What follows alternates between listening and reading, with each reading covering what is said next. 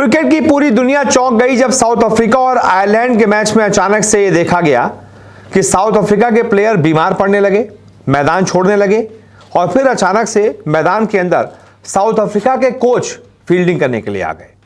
लोगों ने कहा यार ये कैसे हो सकता है, कोच दौड़ दौड़ के फील्डिंग कर रहे हैं, बाउंड्री रोक रहे हैं।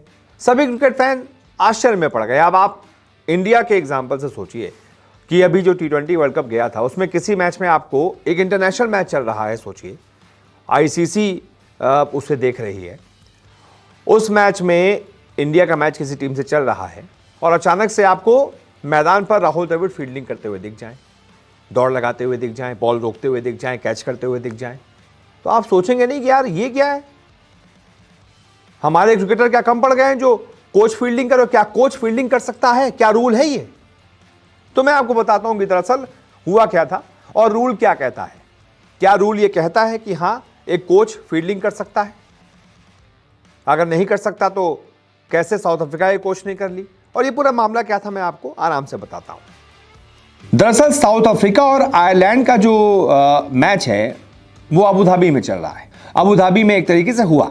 अब अबू धाबी की गर्मी ने साउथ अफ्रीकी टीम की ऐसी परीक्षा ली कि थकान और मांसपेशियों में खिंचाव के चलते कई खिलाड़ी मैदान छोड़कर वापस पवेलियन लौट गए। सबकी बुरी हालत थी। जिसके बाद हुआ क्या कि मजबूरी में साउथ अफ्रीका के बैटिंग कोच जेपी डुमिनी को बतौर सब्स्टिट्यूट फील्डर मैदान में उतरना पड़ा।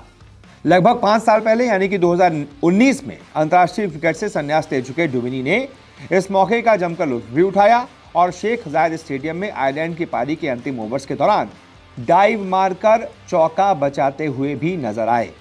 दरअसल आयरलैंड ने तीसरे वनडे इंटरनेशनल मैच में साउथ अफ्रीका के खिलाफ टॉस जीतकर पहले बल्लेबाजी करते हुए 284 रनों का स्कोर खड़ा किया था, जिसमें कप्तान पॉल स्टर्लिंग ने 88 रनों की अच्छी पारी खेली थी। एक और 2 बैट्समैन ने अच्छे योगदान दिए थे और इसी दौरान दक्षिण अफ्रीकी गेंदबाजों को गर्मी और उमस वाली परिस्थितियों में संघर्ष करना पड़ा। धीरे धीरे 1-2 गेंदबाज 1-2 फील्डर मैदान छोड़कर जाने लगे। फिर कोहनी की चोट की वजह से कप्तान टेम्बा बावूमा की भी अनुपस्थिति दर्ज की गई और उसने चीजों को और ज्यादा कठिन बना दिया। बावूमा की जगह पर रीजा हेंड्रिक्स को लाया गया, जबकि रासी वेंडर दुसेन मैच में कप्तानी करने लगे। अब टीम दूसरे खिलाड़ियों की इंजरी से भी जूझ रही है, जिसमें टोनी डी जॉर्जी घुटने की चोट की वजह से बाहर हुए, रियान मुल्डर व्यक्तिगत कारणों से बाहर हुए।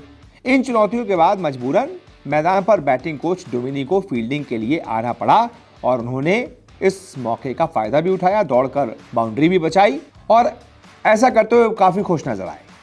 लेकिन फिर क्रिकेट फैंस के जहन में यह सवाल आया कि क्या ऐसा पॉसिबल है, क्या ऐसा हो सकता है, रूल्स क्या कहते हैं? तो मैं आपको बताता हूं।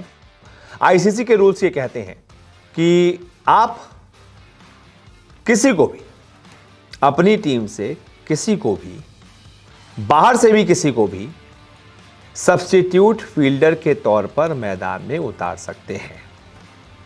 यहां तो कोच आए थे जेपी डुमिनी जब सारे खिलाड़ी नहीं थे, जो 1-2 बैकअप खिलाड़ी होते हैं। 15 का स्क्वाड होता है, 11 खेलते हैं, तो बाकी जो 4 जो होते हैं आप उनको भी सब्स्टिट्यूट फील्डर के तौर पर भेज सकते हैं। अगर वो भी किसी वजह से बीमार हो गए, कुछ वो भी कम पड़ गए हैं, तो क्या करेंगे आप? सपोर्ट स्टाफ से किसी को भेज सकते हैं फील्डिंग करने सब्स्टिट्यूट प्लेयर के तौर पर। इसी तरीके से जेपी डुमिनी जो बैटिंग कोच हैं वो फील्डिंग करने के लिए आ गए। मान लीजिए वो भी नहीं आते, तो आप क्राउड से भी किसी एक यंग लड़के को पकड़ के कह सकते हैं कि आप हमारी जर्सी पहन लो और हमारी तरफ से फील्डिंग कर दो। सब्स्टिट्यूट फील्डर के तौर पर आप किसी को भी मैदान पर भेज सकते हैं, ये आईसीसी का रूल है। तो बस इसी वजह से इसी रूल का फायदा उठाते हुए जेपी डुमिनी पहुंच गए, फील्डिंग कर दी और तस्वीरों में छा गए हर तरफ। बहुत बहुत शुक्रिया इस रिपोर्ट को देखने के लिए।